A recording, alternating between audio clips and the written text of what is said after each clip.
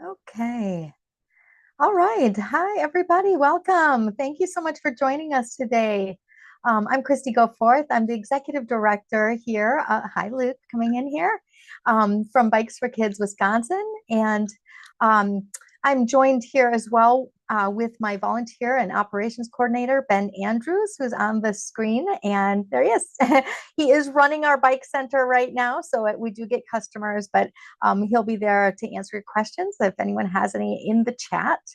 Um, and I just want to start first just thanking you so much for being here. We cannot do this work without our bike distribution partners. You are a critical part of our operation. Collaboration is baked into everything we do.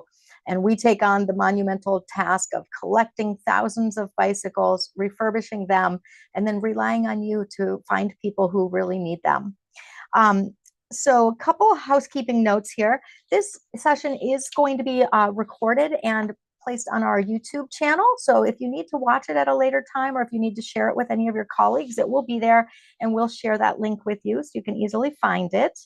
What we'll do is we'll go over how to sign up for the bicycles, how to register your recipients for bicycles, and then we'll move on to how to actually collect and distribute those bicycles. And then we'll have a Q&A session at the end. Our last session about a month ago, the Q&A session was quite lengthy. We had people from schools, from refugee networks, and from homeless centers. So it was a broad array of questions. So know that if you have to hop off early, we understand that, and the full entirety of this session will be recorded. So I guess we'll just jump right on in here. Oh, and I always like to ring a little bike bell to take us back to those fun days of our childhood. So our mission here at Bikes for Kids Wisconsin is increasing the use of bicycle-based transportation for underserved communities. And we're doing that by providing and increasing access to bicycles. We know bicycles are very expensive, and we're providing low-cost repairs for our constituents and for the public as a way to raise funds for our organization. And we're also providing a pretty robust program, educational program, especially for youth, because knowing how to fix your bike, some basic repairs is absolutely essential. We are an organization of 3 full-time people. So there's myself and Ben, who waved back there a little bit ago. And we also have Ryan Harvey, and he's our operations manager. He is off today. We're a pretty small but mighty organization. We have a $235,000 budget, so we're doing this on small resources, another reason why we need your help. And I want to make sure to stress, despite our name being Bikes for Kids, we do provide bikes to all people. And honestly, most kids 12 and up are taller than myself. And so we often don't refer to adult bikes and kid bikes, because a lot of kids ride adult-sized bikes. So you'll hear us talk about single speed, which is kids' bikes with no gears, and fully geared bikes that would be more full-size bicycles. We are regularly serving 10 counties at this point. So I see many of you out there, and I've heard a couple who are in counties that would be new for us, and we're really excited about that opportunity. Some statistics for you to see where we're at today. We have now distributed 14,135 bicycles. So it's a staggering number of bicycles. If you try to imagine 14,000 people on bicycles, it's a little bit like the Grand Canyon, where it's almost too big for your brain to process it. That value comes out to $3.55 million reinvested in our community through recycling, refurbishment, and reuse of bicycles that are donated to us from the public. We've kept 108,000 pounds of materials out of the landfill through this program. And that is really huge, because a lot of people just don't know how to dispose of bicycles they don't want. And we're a pretty robust option for that. We've served now 256 organizations in the state of Wisconsin, and that includes nonprofits. Those are 501c3 nonprofits. Those are almost always serving financially challenged individuals, public schools as well, and tribes. And this program alone requires over 3,300 volunteer hours for us to make all of this happen, along with Ben and Harvey doing a lot of the mechanical work. I mean, every bike will get fully serviced by them. We just use our volunteers to do the kind of the cleaning, helping us move bikes, and kind of getting them prepped for full tune-ups on every single bike so they are safe and reliable for your constituents. So as we move in, we will have the application process. Our application season opens October 15th, and that'll be open to December 15th. So you will find that on our website, and it's under the donate button of our website. You can see an apply for bikes option there. The application process is very simple. It should take you about 5 minutes. You can apply for 1 bicycle or up to 100 bicycles. It's just the key things to remember is that if you're not in Dane County and you won't be participating in an in-person bike giveaway event, that bicycles are very challenging to haul and move. So that's something you really want to consider, because 100 bikes sounds amazing until you realize how much that is and how much space that takes in a large truck, and lifting all of those bikes into a U-Haul or whatever truck system you're using. Let's see. Somehow my notes are a little, okay, yeah, here we go. Depending on supply, we might not be able to meet your full request. So typically we get applications from about 40 organizations a year. And if they all ask for 100 bicycles, we're usually providing about 2,000 bicycles a year to our recipient organizations. And so if that were to happen, we will give all of you bicycles. It's just that all of the numbers will be dialed back. So if that were to happen, we dial everyone back to about 50 bicycles. That's never happened. Some people just need 5 bicycles a year, and those would be organizations like maybe that are serving the homeless population, or a job service center, something like that. So you will get bicycles if you apply. Do know that. And as long as you are a 501c3 organization serving people in need, or a public school, or a tribe. We do have a new distribution partner policy, and I'm sorry that I'm so unprepared. I came from another event, but I don't have that right in front of me. Ben will link that to in the chat.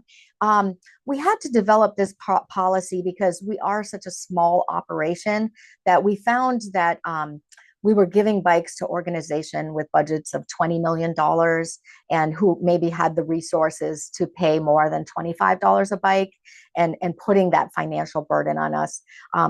We have an application fee of $25 a bike, where we're subsidizing those costs by easily 85%. So for a geared bicycle, it often costs us about $150 to repair and replace the parts. Really about 98% of the bikes that we receive here are donated because they're broken and people don't want to pay to have them fixed. So the single speed bikes or little kid bikes, for example, if we have to replace tires, tubes, and saddles and grips, which is very common, those parts typically cost us between $70 and $90. So, and that's not even the labor to do the work. So just so you understand why we have that separation. So the partner policy is basically, the cutoff is if you're $750,000 or larger organization, we go to a bulk pricing model. But we do note that we understand financial situations are different for every organization. So we do exempt public schools from that, and tribal governments from that, and municipalities. So be sure to look at the partner policy before you apply and make sure that works out well for you as well. We just really wanted to make a true partnership. What was happening in the past, we were giving everything away for free, and we realized that we would not be able to exist beyond a few years if we continued to do that. And along that note, we used to also buy helmets for all of the recipients. So that would cost us $20,000 a year alone. And at that time, our annual budget was about $150,000, and it was just too much for us to absorb.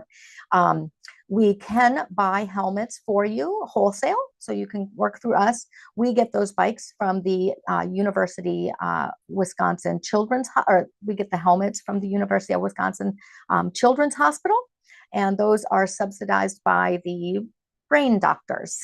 So they help us reduce those costs.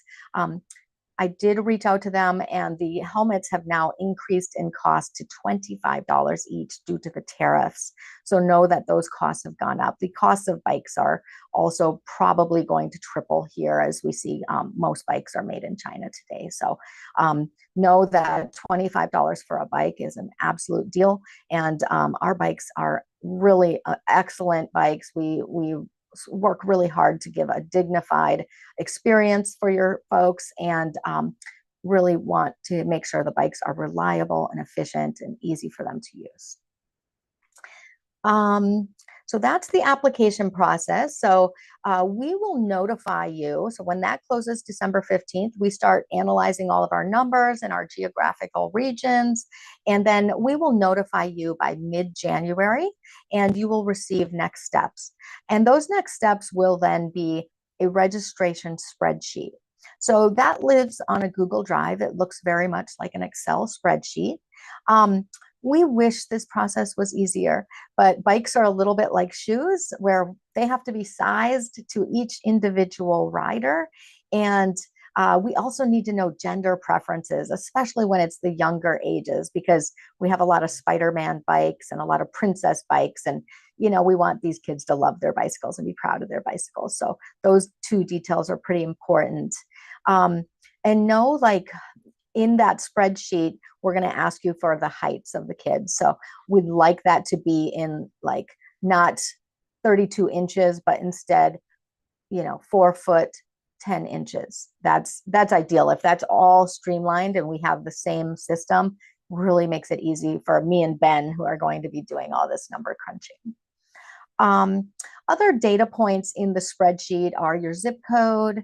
I think it asks for school district. And we used to have, do they know how to ride? We're going to probably take that out. For our people who live here and they can come here, we do often teach people how to ride, but we can easily learn that when they arrive, and we don't need to know that in advance. So we'll just make that a little simpler for you. I think once you have your registration sheet completed, I'll ask you to just notify us, because we'll get alerts that you're working on your sheet. But we ask you, once it's completed and you have all your constituents registered, then we'll ask you to notify us by email, and then we'll start working on your bikes. And there will probably be a lot of questions and conversations along the way. We understand that transportation equity work is complex, and there's always unique situations that come up. So I'll move on to the next steps on how to get your bicycles. One of the really important details, well, there's a couple important details I'll stress. I know I've already stressed one, but I'll stress it again. The importance of getting those heights correct. Know that, so if you tell us a kid is 4'1", we're going to have a bike for someone who's 4'1". And if they show up and they're 5'1", we can probably make it work, but it's going to be much more difficult. So really looking at those heights and making sure they're accurate. I will say, for those of you who are serving children, like this is often when we have a school social worker or a community center registering kids. I've had a lot of them tell me they just take a clipboard with just a piece of paper, and they have a tape measure attached to the door frame, and they're getting those kids as they run in and out. So that's a pretty good collection system hack. And then you have to go to your computer and then enter that data. I should also mention, if you are in some type of a situation where you can't share the full name of your constituent, that is okay. We can go first names, but we can also use the number on the spreadsheet. So like if they're Charlie number 1, we may just call them Charlie number 1. And then there might be a Charlie number 43. So we can work with that. It is easier to go with unique names, but we can work with that. So then when it comes to actually distributing bicycles, we have 3 ways that we do that. And because we're serving the entire state and every organization has their own needs, we have our in-person giveaway event, which works best for people in Dane County. And that happens right in the parking lot behind me. We have a massive parking lot here. And what we'll do, first I'll say that event is going to be on March 28th for those of you in Dane County. And what we'll do is we will schedule your group for a 45-minute window between noon and 4 p.m. So we typically can handle about 100 to 150 people for each time slot. And we'll have about 60 to 80 volunteers on site here helping your constituents shop for their bicycles. Our volunteers are trained and know that your recipients might be first-generation bicycles. Last year we served 41% first-generation bicycle owners. So they don't know a lot about bikes, and we understand that. We also will do the teaching to ride. If you've just opted to buy helmets through us, we will then be sizing them for helmets and fitting them with helmets. And we're really helping them shop for bicycles so they understand the best fit for their needs, and we understand how they're using their bicycles. And then for those of you who maybe are also in Dane County, but you don't want 50 bicycles at once, or you don't want 100 bicycles at once, you have more of an as needed basis, like let's say the job center here. We have a voucher program that's available. So if you apply, when you apply, you can select what you think is going to be your desired method of collection. And so you can specify the voucher. We'll work with you to develop a voucher. It'll be you creating a voucher. It'll have your logo and it'll have the name and signature line for someone at your organization who will sign off on that, give that to your constituent. They will then come here, and wonderful if they make an appointment so we know they're coming. And then we can have a few, like, we know their height then, and we can have like 5 bicycles pulled out for them to test ride. The last option is for our folks here who are outside of Dane County, and that's the bulk pickup option. So for you, you typically have to bring a truck. Sometimes it's a U-Haul. We've had organizations collaborate with Habitat Restore or Habitat for Humanity. They have a number of box trucks.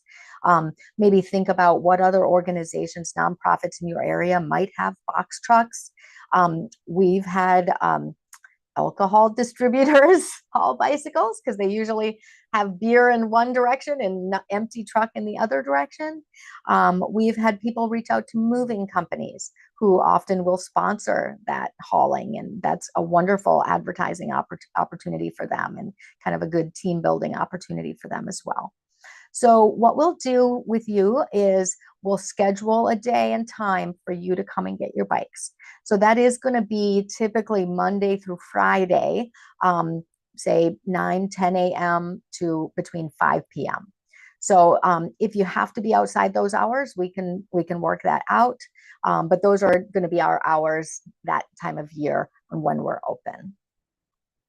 To give you an estimate of how many bikes fit in a U-Haul.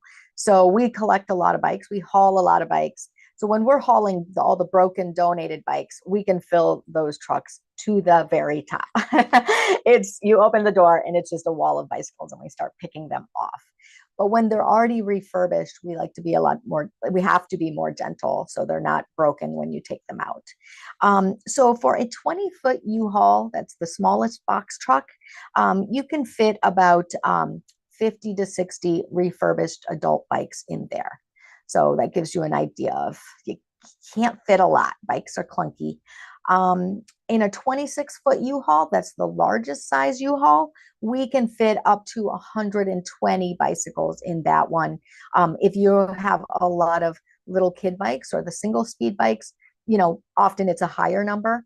If it's mostly full-sized bicycles, you're going to see a lower number just because they take up more space. If you have a smaller load, we've had people do that successfully on a flatbed trailer with lots of ratchet straps. And yes, when you arrive at your destination, wherever you're unloading your truck, do make sure you have volunteers to help you unload, because most people roll one bicycle at a time, and it can add up. Those miles can add up quickly. We've had days where we've put on easily 10 miles unloading a truck. Um, with the bulk pickups, so like I said earlier, as soon as you have your registration sheet complete, we start working on your bicycles.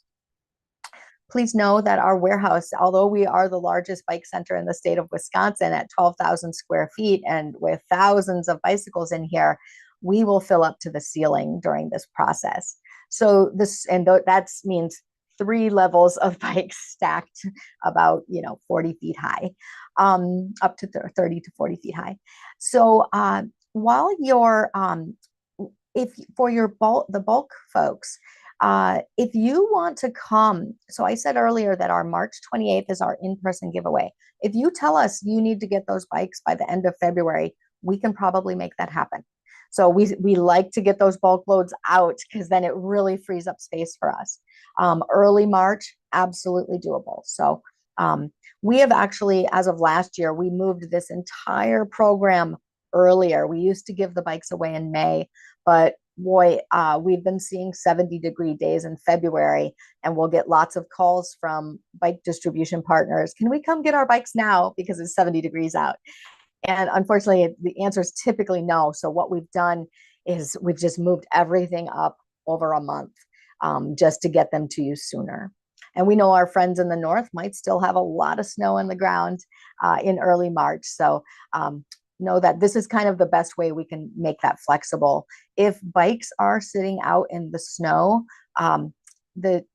they do get rusty and they will not be great for riding. So you really want to consider the weather elements in your timing. I think, oh, one other thing I need to stress is we really rely on you to do the communication with your recipients, especially the voucher recipients and the in-person giveaway folks. So when we reach out to you in January, we will give you a deadline on when we need your spreadsheet complete. So we do our best to give you about a month. But we really want to get started on your bikes as soon as possible, because so if you get us your spreadsheet by mid-February and you're asking for 100 bikes, you have to remember each one of those bikes takes us five hours possibly. So we've got a lot of work to do then if you tell us you need your bike by end of February, and know that you're not the only organization we're serving many. So this is like a beehive at that time of year. All the people who love bicycles are working here, and we're just buzzing with activity and people working to get those bikes ready. When we give you the date and time of your time slot for the in-person giveaway, we do ask that you send that out to your constituents as soon as possible so they can save that date and time to get here. We understand the transportation barriers and that it can be hard for people to get here. We do have a couple of bus lines here, and we've had a lot of people take the bus here and ride their bikes home, or take the bus here and put their bikes on the front of the bus to take back with them. That's all workable. And we also understand that some people just cannot make it. And that is hard for us, but we have to figure that out every year. So I know that it's not unique. And so what we do after that is we typically give you maybe a 2-week time frame for them to come, and we ask often that they make an appointment so we can search on the spreadsheet. We know the number and the bike associated, and we can have those ready. It's rows and rows of bicycles that have to be moved to pull those out. And let me think of any other caveats.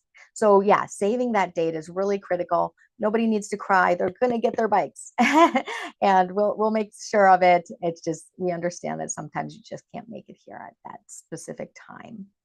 I'll go over a couple of things that have happened in the past that really I'll be frank, almost destroyed our organization.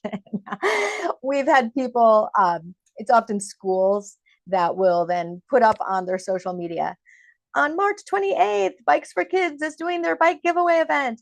Everybody go and get your bicycles. Please don't do that. I have volunteers at the registration tent, and we've had over 50 people with little kids coming, asking for their bikes and thinking they're going to get bikes. And my volunteers, it's so hard to have that conversation that I get pulled over there and I have to be the one to tell them all, we're so sorry, it doesn't work that way, and we're so sorry that was done. So this is very strategic. We don't have a finite supply. It's not the bike ferry that just can keep making more bikes. We wish we had about 100 elves working here, but it's really just the three of us and our volunteers. The other one we had done where it was someone had learned about our program and they didn't call to verify how it worked. And this June, they sent emails to 1,300 families saying, go to Bikes for Kids and get your free bikes. And they were all Spanish speaking families. And so it was groups of 10 people were coming to the door asking for their free bikes in Spanish. Fortunately, we had 2 interns here and they both were fluent. And unfortunately, there were a lot of tears as well. And by June, what happens here is all the bikes have been distributed. We've completely flipped our operation into retail and repair mode at that point. So now all the bikes that are like road bikes, these high-end bikes that we get, where if we can sell a bike for $400, that allows us to give bikes to 4 people. It's our major fundraising stream here. So just be sure you contact us, or if you are talking with any other nonprofit partners, be sure they contact us before they do any massive outreach. That would be great. So I think that kind of get a break from my voice, and I would love to open it up for questions. And you can unmute and ask your question. If you want to raise hands, we do have a lot of folks. But yeah, let's take a little break here and see what questions you might have.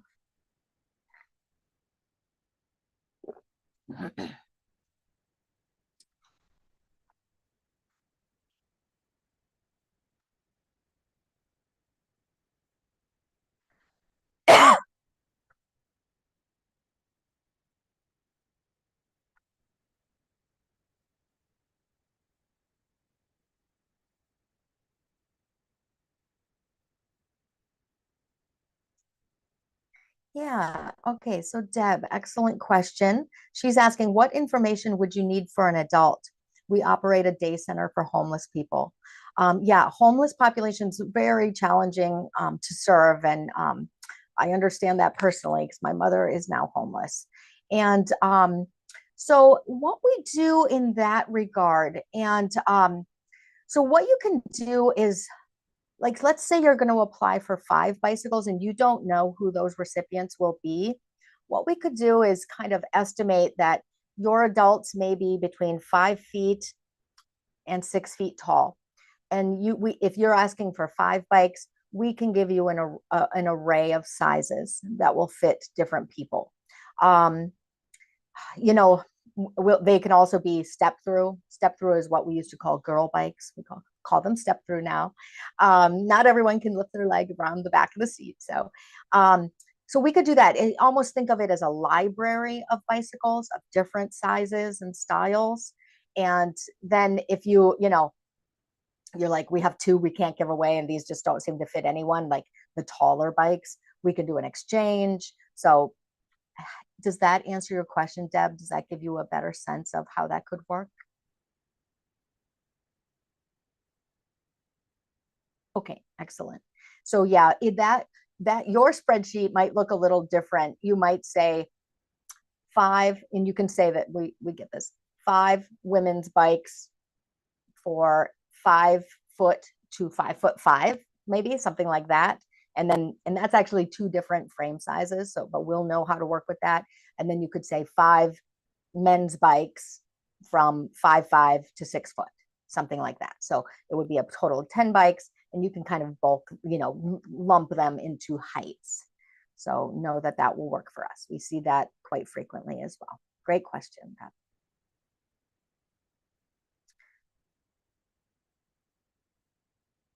One of the other things I'll throw at you while you're thinking is, if you're planning to store the bicycles on your end, oh, they take up a lot of space. So here we are with a 12,000 square foot bike center. And right now we probably have about 2,000 bikes in here. And it looks pretty full. To the average person, they're like, whoa. For us, this doesn't look very full, but know that bikes just take up a lot of space. We've got the handlebars, we've got the pedals, and they love to get entangled. So if you're planning to store, really think wisely about what that storage looks like. You just need them to be kind of out of the elements, snow and rain. Okay, Deb, in the past, we have also collected just first name and height for individuals. Let me see where I can find the rest of that question.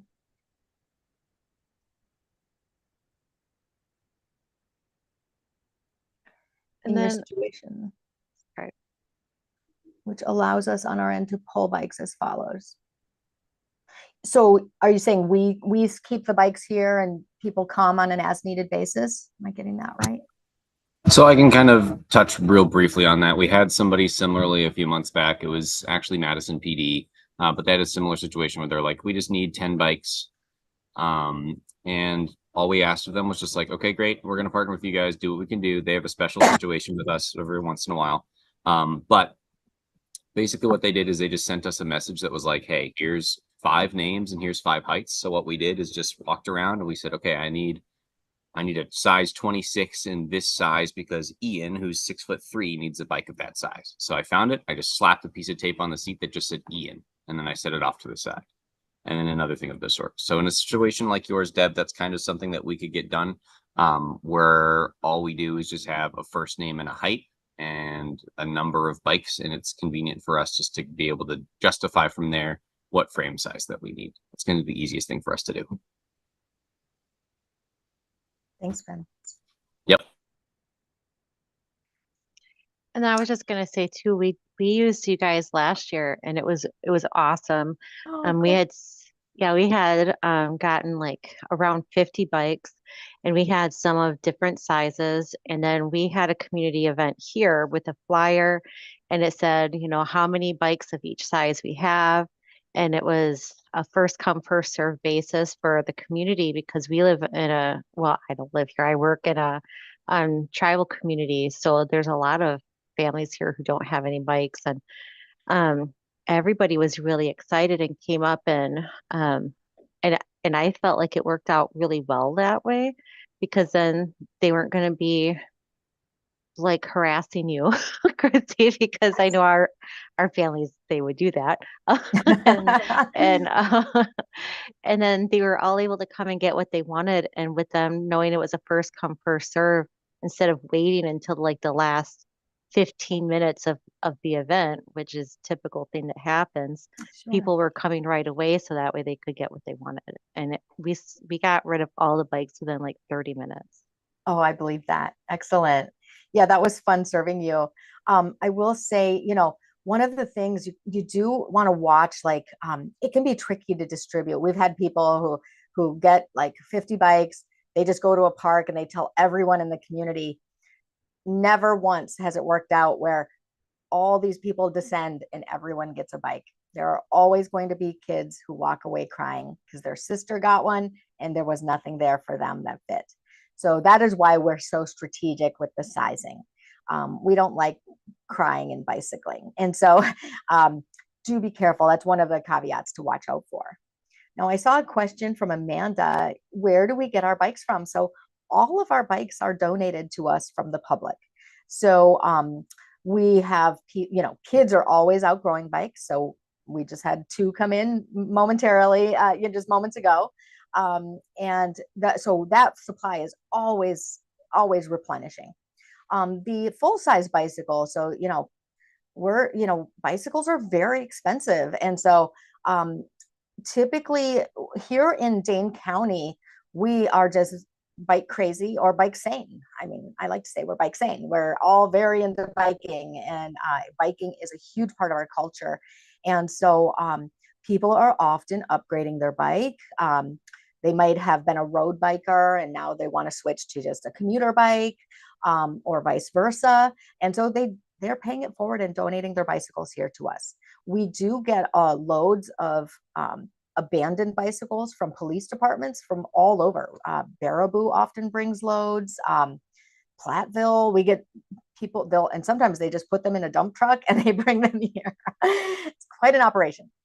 We also get them from 1-800-GOT-JUNK. So 1-800-GOT-JUNK is always getting stuff. And I will tell you, they stop here typically weekly. They may have 10 bicycles and 3 of those may be almost new. And the rest are things that we go into our, kind of our recycling program. So we offer a free community bike disposal program because if we can take any parts off of them, that helps us fill our parts bins. So we have this circular economy model going on. It saves us a lot of costs and parts.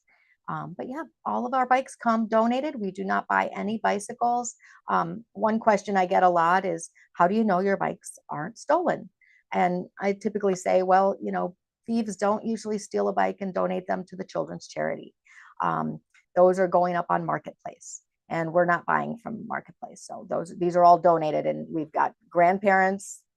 I bought these for my kids for the summer, or my grandkids to come for the summer. They outgrew them very quickly and they're like new. So if anyone wants to host a bike donation drive for us and bring them to us, that is fantastic. Oh, and Amanda, yeah, here it is. Through individual donations and community collection events, we'll be having, oh, that's Ben. Yeah, we have 2 big collection events coming up. So we do take donated bikes year round, but we really do focus in the fall because people are thinking about the garage space. And so October 4th, we'll be doing a collection event here from 10 to 2. And on October 25th, we will be visiting you all in Milwaukee. And we have 3 semi trucks queued up with a goal of getting 1,000 bicycles hauled over here to Madison from Milwaukee. And we won't just be taking those out of the Milwaukee community. We will be refurbishing them and doing our best to find folks in Milwaukee area to distribute them. One of those is a refugee network that we work with over there. And yes. I have a question about government entities, the fee structure. Do you still take, if an entity can pay you, do you guys still take money for the bikes, or how does that work when you mention? You mean like if it's a municipality that's requesting bicycles? Yeah, I just looking at the form, it said, municipalities, school districts, exempt from fee structure, and government entities like that. I work for a Medicaid waiver program in Dane County. And so I can see if we can use waiver money to pay for bikes, which is what the ultimate goal is, try to get that approved, or maybe then it would go to families. If I'm not able to, we can message aside from this meeting about that specifically. Yeah. And we've given to several Dane County departments in the past. They've actually never been able to pay. So that we're not sure, that one's been tricky for us. But know that we go with the $25 fee for Dane County. Perfect. Okay. Yeah, no problem whatsoever. Cool. We've just never successfully collected. Sure. Yeah. That one always goes into our bad debt.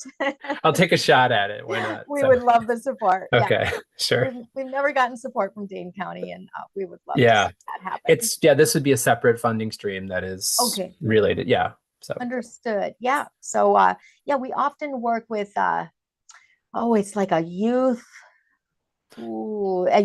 kind of I can't remember the actual, but they're helping youth that have kind of children, youth, and families, or something like that. Probably it's not that one. Like it's slightly different. Yeah, joining forces for families, or not quite. Youth justice. It's so Chua. If you know Chua. Oh, okay. Yeah. Chua Her leads the program. So yeah, great question again. Thank you. Anyone else? There's all these little nuances with all the different organizations we serve. And so if you have questions, know that you've got my email.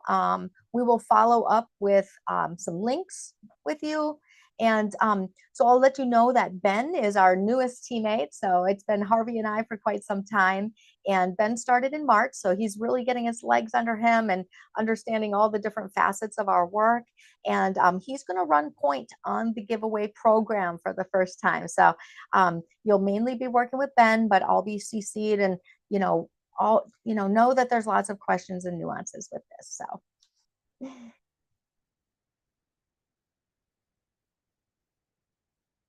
And I do see several people here we've given bikes to in the past, so we'd love to work with you again. And it sounds like if I'll put another call out, any other questions, feel free. And then we'll just I'll ring the little bell here again because it's fun. All right. Thank you. Oh, yeah. Wendelin, are you just waving goodbye? Thank you so much. We're so glad to see you again. And thank you all so much for considering us and partnering with us.